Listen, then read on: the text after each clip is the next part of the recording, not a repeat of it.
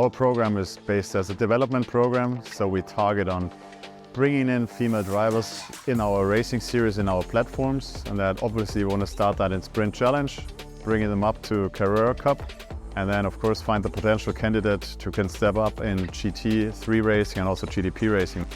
So we're really happy that we have strong partners like Deluxe and also like tire manufacturers helping us with this female driver development program. Without these strong partners, it wouldn't be possible.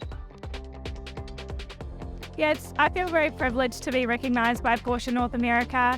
I feel very lucky to be a part of the female development program. It's really awesome to see a lot of girls in motorsport at the moment, a lot more in the Porsche pyramid as well, so it's cool to be a part of.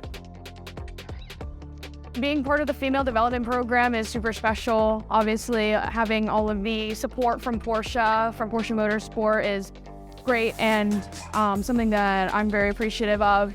Obviously proud to represent the brand. I've done some work with Porsche Cars North America in the past with a Guinness World Record, but it's super cool to now be involved in the motorsport side.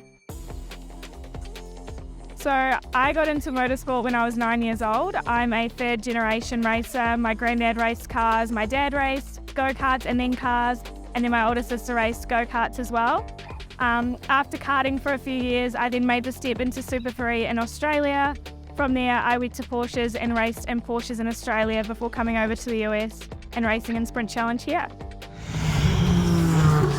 Well, I started racing when I was 8 years old. I grew up going with my dad to PCA events, to the track days and autocross events, and just sort of being around the whole Porsche environment, race car environment. And I enjoyed that so much that I wanted to start driving. And so I started racing go-karts in 2013, did that all the way through 2020. And then in 2021, I got a really good opportunity to race Formula 4 in the United States. And then in 2022, I raced W Series for the year.